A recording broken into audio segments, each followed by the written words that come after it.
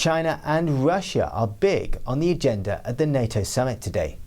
Allies discuss ways to contain China's military rise, as well as show unity in the face of Russian aggression. NTD's Eriksen tells us more. NATO leaders brand China a security risk to the Western alliance at their summit on Monday in Brussels. Prime Minister Boris Johnson says today's threat posed by China is different from the Soviet Union's. I don't think anybody around the table today wants to descend into a new Cold War with China. I don't think that's where people are, but I think people see challenges. They see things that we have to manage together. From Chinese investments in European ports and plans to set up military bases in Africa to joint military exercises with Russia, NATO is now agreed that Beijing's rise deserves a strong response. Allied leaders are also raising concerns about Russia's recent military build-up near Ukraine and its covert and cyber attacks on Western societies. Lithuania said that Russia is trying to swallow Belarus and wants to use it as a springboard for activities. Belarus is losing the last elements of the independence. And those tendencies, those trends are very dangerous, and we have to be aware of them. Member states update Article 5 of the NATO Charter to include major cyber attacks. Article 5 spells out an attack on one member is an attack on all. Eriksen, NTD News. The quick response from medics saved a Danish footballer's life when he collapsed at a Euro 2020 game on Saturday. The team's doctor says he was gone for a while. NTD's Joy Dugid has more on this.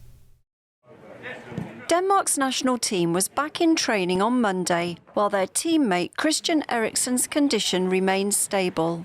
The former Tottenham player suffered a cardiac arrest during Denmark's Euro 2020 opening match.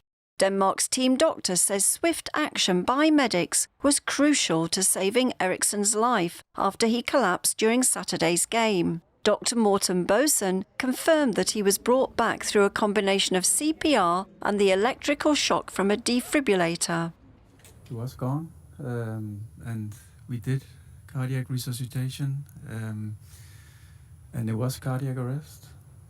How close were we? I don't know.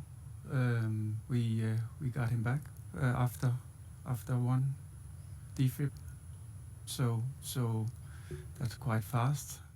Only 1 in 5 Brits who suffer cardiac arrests outside a hospital survive, partly because of lack of access to defibrillators. Some are now calling to make them mandatory at all football grounds. Eriksen collapsed suddenly in the 42nd minute of the match against Finland at the Parken Stadium in Copenhagen. His teammates gathered around him while he was treated on the pitch. Denmark's coach said Eriksen does not remember much and is eager to get back onto the pitch. Joy Dugid, NTD News.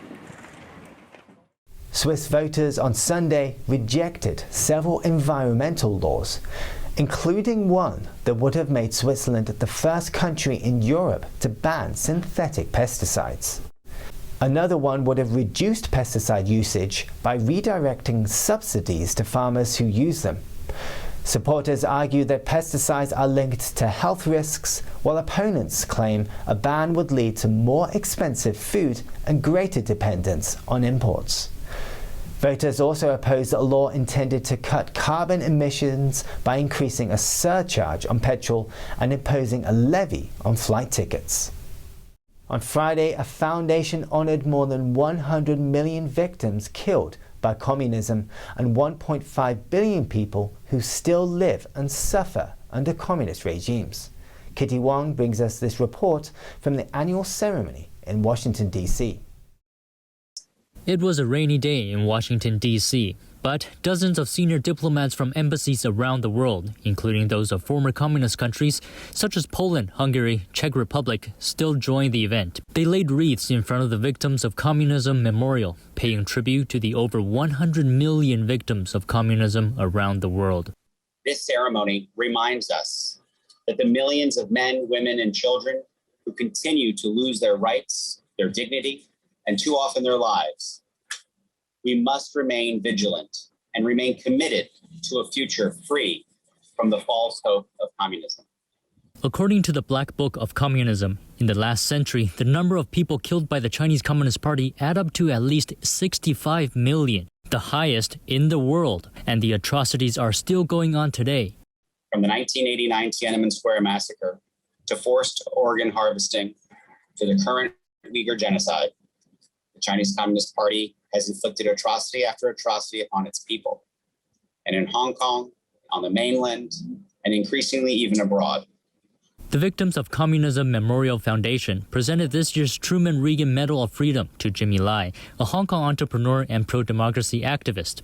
He was recently sentenced to 14 months in prison due to his activism during the 2019 pro-democracy protests. His friend accepted the award on his behalf. The foundation is currently building a museum in Washington, D.C. Phase 1 of the project will be complete later this year, with the first exhibition to be titled Remember Us. Spain's Camino de Santiago, a way of St. James, has been walked by pilgrims since medieval times. After a year's closure due to lockdown, it's once again offering pilgrims the chance to heal from the past year and embrace their faith. Backpacks filled, hiking poles in hand, in groups or with a partner. Pilgrims in Spain are making their way back to the Camino de Santiago, or the Way of St. James. Many have come looking for solace and spiritual growth to combat the effects of the pandemic. You unburden yourself. Let go of what is negative inside you. Start thinking, and you give things a little more value. The fact is that the pandemic has taught us to give more value to important things. St. James' Way is a vast network of paths leading to Santiago's Baroque cathedral. It drew more than 340,000 walkers from all over the world in 2019. But that number dropped to only 50,000 last year due to Spain's lockdown measures. In recent weeks, pilgrims have started trickling back in after authorities lifted travel restrictions. For those forced away from their families during the pandemic, walking together for days, weeks or months provides an opportunity to reunite. We really wanted to do something all together as a family. The whole family is healthy, and we wanted to thank the saint a little bit for the luck we have had. According to the country's health ministry, close to 80,000 people died from the virus in Spain. Santiago's Archbishop expects some 300,000 pilgrims to visit this year. For sure, many people will have lost many loved ones, I'm sure, and indeed they will come with tears in their eyes. But I think they will come taking firm steps because they really believe in Christ, who said that I am life. St. James' Way attracts both Roman Catholics and non-believers. Based on a survey by Barcelona's Autonomous University, walking the pilgrimage reduces stress, anxiety and depression better than a normal holiday. The way takes you away. It takes away the chaff from the grain. The way makes you stay with the essentials of life. So when you live from the essence, even though there are moments of great suffering, you can also see the fullness in each moment of existence. To encourage pilgrims, Pope Francis prolonged the Jubilee year for St. James, set in 2020, to continue through 2021. Roman Catholics believe pilgrimage during a Jubilee year leads to a full remission of sins. That's the news for today, and thanks for tuning in. I'm Stu Lees.